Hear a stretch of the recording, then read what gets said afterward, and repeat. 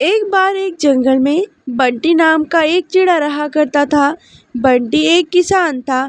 वो अपनी छोटी सी जमीन पर खेती किया करता था, लेकिन उसकी शादी नहीं हो रही थी क्योंकि वो गरीब था। जंगल के सभी पक्षी उसकी शादी के बारे में बातें बनाने लगे थे। एक दिन रात के समय बंटी और चिंटू दोनों दोस्त बातें कर रहे थे। अरे बंटी भाई, क्या हुआ? तुम्हारा शादी करने का इरादा नहीं है क्या? कमारा ही मरना है क्या तुम्हें?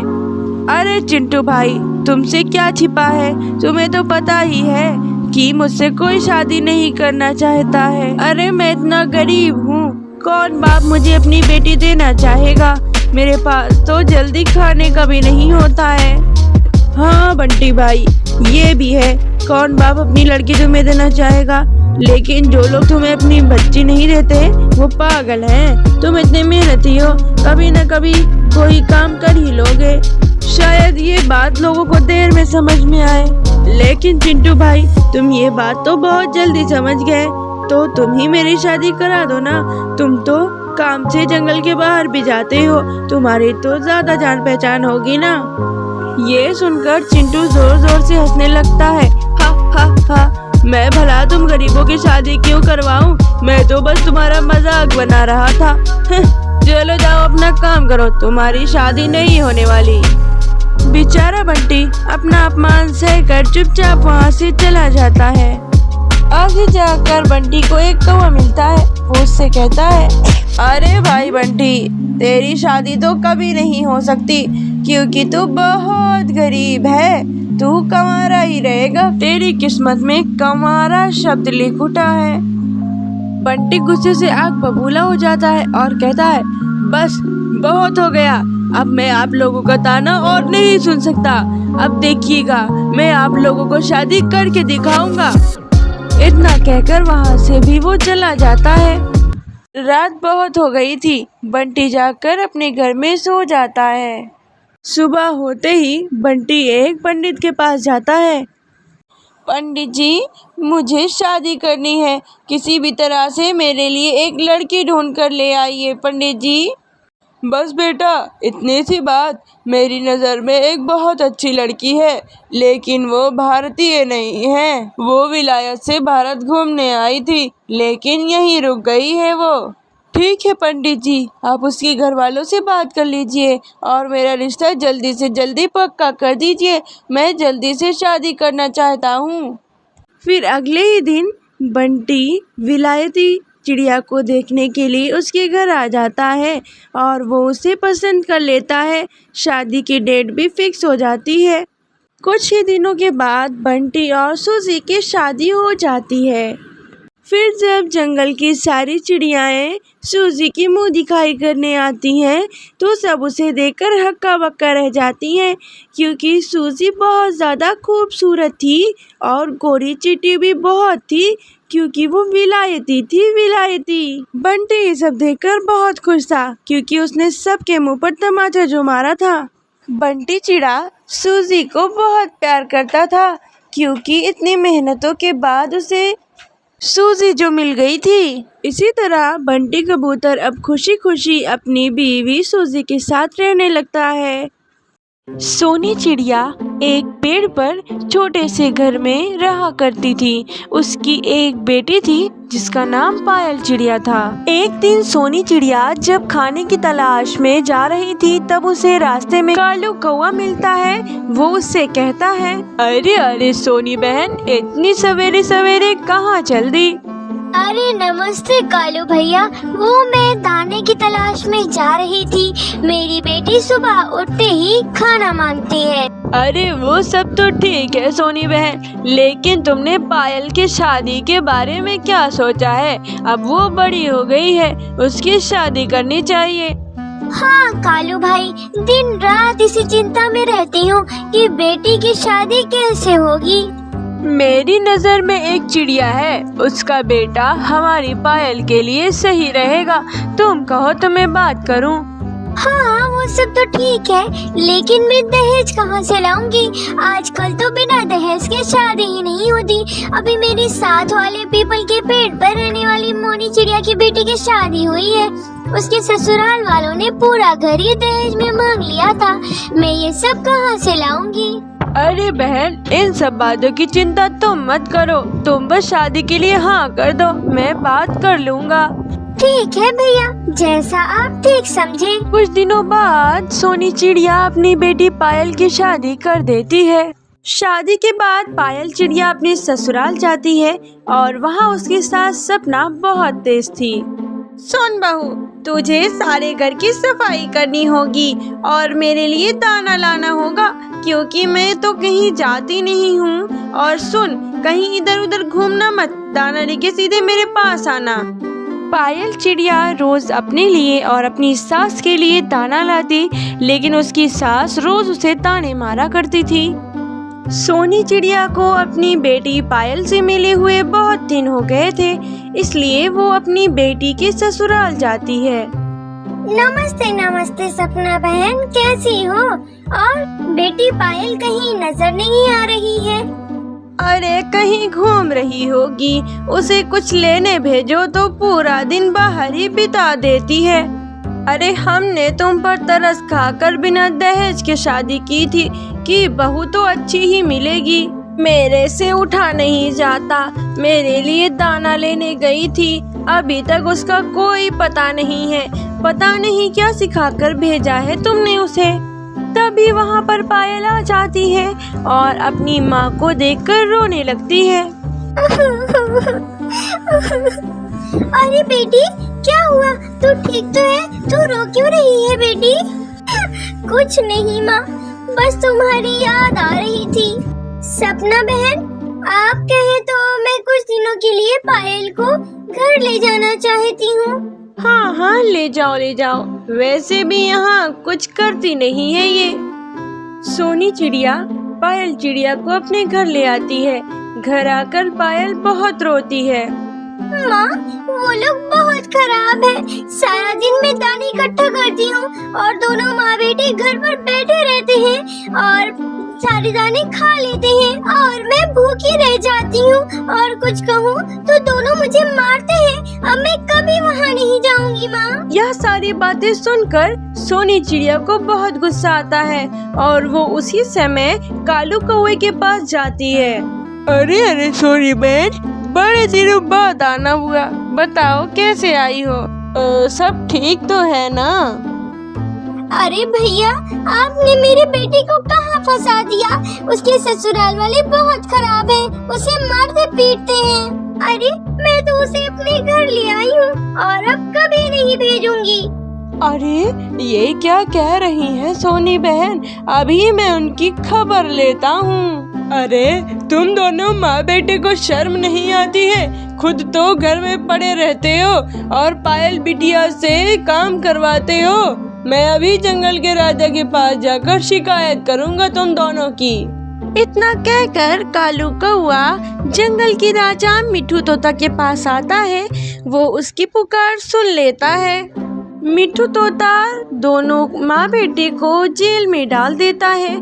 दोनों माँ बेटे जेल में बैठ के रोते रहते हैं। तभी पायल चिड़िया राजा के पास आती है और उससे कहती है, राजा जी, मेरे पति और सास को छोड़ दीजिए। राजा दोनों माँ बेटे को बाहर निकालता है और उनसे कहता है, देखो तुम्हारी बहू कितनी अच्छी है। तुम दोनों इसे मारते थे, फिर भी ये बेचारी तुम्हें बचाने आई है। सिर्फ इसके कहने पर ही मैं तुम दोनों को छोड़ रहा हूँ, वरना मैं तुम दोनों को आजीवन कारावास की सजा दे देता। फिर दोनों पायल चिड़िया से माफी मांगते हैं। मुझे माफ कर दे बहू। चिड़िया, मुझे माफ कर दो, मैंने तुम्हारे साथ बहुत गलत किया। फिर दोनों पायल चिड़िया को घर ले आते हैं और खुशी खुशी तीनों अपनी जिंदगी बिताने लगते हैं और फिर दोनों कभी भी चिड़िया को परेशान नहीं करते। रामपुर के जंगलों में टूनी चिड़िया अपनी माँ सुंदरी कौवी के साथ रहा करती थी। सुंदरी कौवी दूसरे पक्षियों के घरों में काम किया करती थी। राखी का त्योहार आने पर वो राखियां बनाकर बेचा करती थी, जिससे उसकी कुछ ऊपरी कमाई हो जाया करती थी। माँ, तुम्हारी तबीयत खराब है, फिर भी तुम राखियाँ बना रही हो। क्या करूं बेटा, रक्षाबंधन नजदीक आ रहा है और अगर मैंने राखियां नहीं बनाई तो क्या बेचूंगी। तुम दवा खाकर आराम करो माँ, मैं राखियाँ बनाती हूँ। तू क्या क्या करेगी बेटा, तेरे ऊपर तो मैं बोझ बन गई हूँ, ऊपर से तेरी परीक्षा भी करीब है। तू तो ठीक से पढ़ भी नहीं पाती है आजकल। माँ, तुम में यही एक कमी है, तुम बहुत ज्यादा सोचती हो। चलो उठो, अब जल्दी से दवा खा लो और चल के आराम करो। अच्छा ठीक है मेरी माँ, खा लूंगी। फिर टूनी चिड़िया अपनी माँ को दवा खिलाकर सुला देती है और फिर खुद राखी बनाने में लग जाती है। राखी बनाते बनाते वह वहीं सो जाती है। अगले दिन सुबह वो सारी राखियों को लेकर बाजार में बेचने के लिए जाती है। राखी ले लो, राखी, सुंदर सुंदर राखी आ गई भाई। ये देखो बहन, ये राखी तुम्हारे भाई के हाथ में बहुत सुंदर लगेगी। अरे वाह बहन, तुम्हारी राखियाँ तो बड़ी ही सुंदर हैं। ऐसी राखियाँ तो बड़ी बड़ी दुकानों पे भी नहीं मिलती। जरा मुझे वो वाली राखी दिखाना, बड़ी ही सुंदर लग रही है। ऐसी राखी मैंने पहले कभी नहीं देखी है। ऐसे ही एक एक करके शाम तक टूनी चिड़िया सारी राखियाँ बेच लेती है। फिर टूनी चिड़िया घर वापस आ जाती है। फिर इसी तरह रोज टूनी चिड़िया राखियाँ बेचने आया करती थी और अब उसके राखियों की दुकान पर बहुत ज़्यादा भीड़ लगी रहती थी क्योंकि उसकी राखियाँ सबसे सुंदर होती थीं। अब वो राखी की 4 टोकरियाँ लाया करती थी। शाम होते होते उसकी सारी राखियाँ बिक जाया करती थीं। टूनी चिड़िया की ज़िंदगी बहुत अच्छे से कटने लगी थी। ऐसे ही एक दिन टूनी चिड़िया अपने घर जाती है और अपनी माँ से कहने लगती है, माँ, ये देखो, मैंने इतने दिनों में राखियाँ बेचकर कितने सारे पैसे कमा लिए हैं। अब हमें भी खाने पीने की कोई कमी नहीं होगी और हम अपनी जिंदगी अच्छे से बिताएंगे। और माँ, अब तुम्हें बिल्कुल भी परेशान होने की जरूरत नहीं है। अब मैं तुम्हारा इलाज एक अच्छे अस्पताल में करवाऊंगी और तुम ठीक हो जाओगी। हाँ मेरी बच्ची, तू बिल्कुल ठीक कह रही है। अब हमारे भी अच्छे दिन लौट आए हैं। फिर टूनी चिड़िया अपनी माँ का इलाज एक अच्छे हॉस्पिटल में करवाती है। फिर कुछ दिनों के इलाज के बाद टूनी चिड़िया की माँ ठीक हो जाती है। इसी तरह दोनों माँ बेटी खुशी खुशी अपना जीवन बिताने लगती हैं। अरे सोनी बहन, तुम ये क्या देख रही हो मोबाइल में? अरे कुछ नहीं टूनी बहन, बस मैं YouTube के शॉर्ट्स देख रही थी। अरे सोनी बहन, तुम भी कहाँ ये फालतू के शॉर्ट्स में अपना समय बिता रही हो? मैं तुम्हें एक ऐसा चैनल बताती हूँ जिसमें तुम्हें बहुत ही अच्छी अच्छी कहानियाँ देखने को मिलेंगी। उस चैनल का नाम टूनी बडीज है। उस पे बहुत ही अच्छी बच्चों की कहानियाँ होती हैं। मैं तो अपने बच्चों को रात में वही दिखाकर सुलाती हूँ। तो दोस्तों, क्या आपको भी ये कहानियाँ देखनी है तो YouTube पर जाइए और सर्च करिए टूनी बडीज। आपको वहाँ पर ये कहानियाँ देखने को मिल जाएंगी और अगर कहानियाँ अच्छी लगे तो हमारे चैनल को सब्सक्राइब कर लीजिएगा। सुंदरवन के जंगलों में टूनी चिड़िया और कालू कौआ अपनी एक बेटी के साथ रहते थे। वे दोनों बहुत ही ज़्यादा गरीब थे। एक दिन की बात है, टूनी चिड़िया कालू कौवे से कहती है, कालू जी, अब हमें कुछ करना होगा। अब हम ऐसे हाथ पे हाथ रखकर नहीं बैठ सकते हैं। हमारी बच्ची भी बड़ी हो रही है। अब हमें इसके भविष्य के लिए कुछ करना होगा। हमें अपनी बच्ची की अच्छी परवरिश करनी होगी। हाँ टुनटुनी, लेकिन हमें क्या करना चाहिए? मेरे तो कुछ समझ नहीं आ रहा है। कालू जी, इसमें सोचने वाली क्या बात है? मेरे पास एक सुझाव है। क्या सुझाव है तुम्हारे पास? मुझे भी थोड़ा बताओ, मैं भी संतुष्टि ले सकूं। देखिए बंटी जी, मैंने सोचा है कि हम अपनी एक छोटी सी दुकान खोलेंगे जिसमें हम दोनों मिलकर समोसे बेचा करेंगे। हाँ टूनी, ये तो बहुत अच्छा सुझाव है। चलो हम दोनों साथ मिलकर एक समोसे की दुकान खोल लेते हैं और उसमें हम समोसे बेचा करेंगे। जी बंटी जी, हम दोनों मिलकर एक समोसे की दुकान जरूर खोलेंगे। इससे हम अपने बच्चों की अच्छी परवरिश भी कर पाएंगे। फिर दोनों पति पत्नी अपने एक समोसे की दुकान खोल लेते हैं। अब कालू कौवा समोसे बेचता था और टोनी चिड़िया सबको समोसे दिया करती थी। अरे टोनी भाभी, आपने ये बहुत अच्छा काम किया कि आपने ये समोसों की दुकान खोल ली, वरना हमें समोसे खाने के लिए दूसरे जंगल जाना पड़ता था। कालू भाई, तुम्हारे समोसे बहुत ही स्वादिष्ट हैं। जो हम उस जंगल जाकर खाते थे उसमें तो कोई स्वाद ही नहीं होता था। ये समोसे तो बड़े ही स्वादिष्ट हैं। मैं जाता हूँ और सबको बता देता हूँ कि तुम दोनों ने समोसे की दुकान खोली है। देखा कालू जी, मैं ना कहती थी कि आप समोसे की दुकान खोल लीजिए, हमारी दुकान बहुत ही अच्छी चलेगी। देखिए हमारी दुकान कितनी अच्छी चल पड़ी है। हाँ टोनी, तुम सही कह रही थी। तुमने बहुत ही अच्छा सुझाव दिया था। अब हमारे भी अच्छे दिन आएंगे। हमारी बच्ची भी एक अच्छे स्कूल में पढ़ेगी और हम भी अच्छा खा पाएंगे। दोनों पति पत्नी आज बहुत खुश थे क्योंकि उनके सारे समोसे पहले दिन ही बिक गए थे। इसी तरह दूसरा दिन आ जाता है और कल्लू चिड़ा पूरे जंगल में घूम घूम कर सारे पक्षियों से यही बांटता फिर रहा था कि टोनी ने समोसे की दुकान खोली है और उसकी दुकान पे बड़े ही स्वादिष्ट समोसे मिलते हैं। शाम होते होते सारे जंगल में ये खबर आग की तरह फैल जाती है कि टोनी चिड़िया ने समोसे की दुकान खोली है और सारे पक्षी उसकी दुकान पर पहुंच जाते हैं। इसी तरह टोनी चिड़िया की दुकान खूब अच्छे से चल पड़ती है।